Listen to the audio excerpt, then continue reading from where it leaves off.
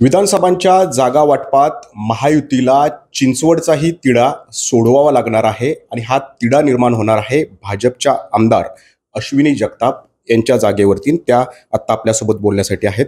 ताई, आता अजित पवारांची राष्ट्रवादी ही महायुतीच्या सोबत आहे आणि त्यांनी दावा केलाय की चिंचवड विधानसभा हा त्यांना सुटावा। आता ही त्यांची मागणी कडे तुम्ही कसं पाहता, कारण तुम्ही आता इथं विद्यमान आमदार आहात?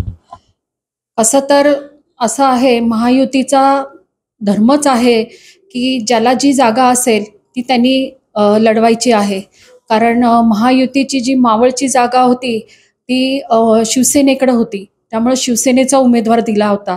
त्यामुळे चिंचवडला आणि भोसरीला भाजपचेच आमदार आहेत, त्यामुळे दोन्ही ठिकाणी पण भाजपलाच उमेदवारी भेटेल असा माझा मानस आहे। आणि पिंपरीची जी जागा आहे ती राष्ट्रवादीकडे आहे। ती एकच जागा असल्यामुळे त्यांनी पिंपरीकडेच लक्ष द्यावं। परंतु प्रश्न हाही आहे की आता तुम्ही इथं विद्यमान आमदार आहात आणि तुमचे धीर शंकर जगताप यांनी सुद्धा इच्छा व्यक्त केली आहे की त्यांना चिंचवड विधानसभा या ठिकाणी लढायची आहे।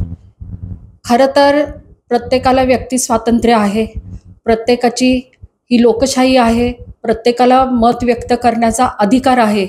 पण तरी पण साहेबांची उत्तराधिकारी म्हणून मीच दावेदार असणार आहे, कारण साहेबांनंतर सुद्धा मलाच पक्षाने मान दिलेला होता आणि त्याच्यानंतर साहेबांची राहिलेली जी कारकीर्द होती त्याच्यामध्ये साहेबांचे जे राहिलेले अधुरे प्रश्न होते ते पूर्णपणे सोडवण्याचा मी प्रयत्न केलेला आहे, नव्हे ते प्रयत्न मी पूर्णपणे केलेले आहे। त्याच्यामध्ये 12.5% प्रश्न असेल, उन्हाळ्याचा मोठा कचरा डेपोचा प्रश्न असेल, त्याच्यानंतर आपला शास्तीकराचा प्रश्न असेल, मी आल्यानंतर तो लगेच मार्गी लागलेला आहे।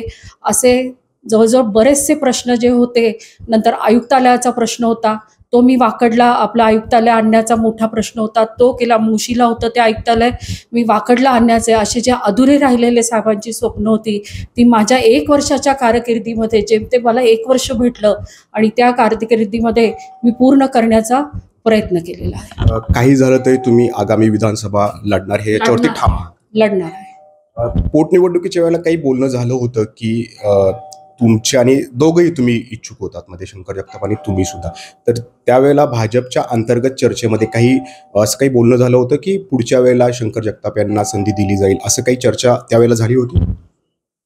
असं काहीच नाही। साहेबांचं नुकतंच निधन झालं होतं आणि त्याच्यानंतर जेमतेम साहेबांचा दिवस झाले आणि त्याच्यानंतर लगेच निवडणूक लागली आणि त्याच्यानंतर लगेच निवडणुकीचं वारं हे फिरायला लागलं आणि मलाही सावरायला दिवस भेटलेला आहेत आणि त्याच्यानंतर लगेच मला उमेदवारी देण्यात आली आणि त्याच्यानंतर निवडणुकीचाच सगळेजण त्याच्यामध्येच प्रचारामध्येच सगळेजण सहभागी झालेले होते।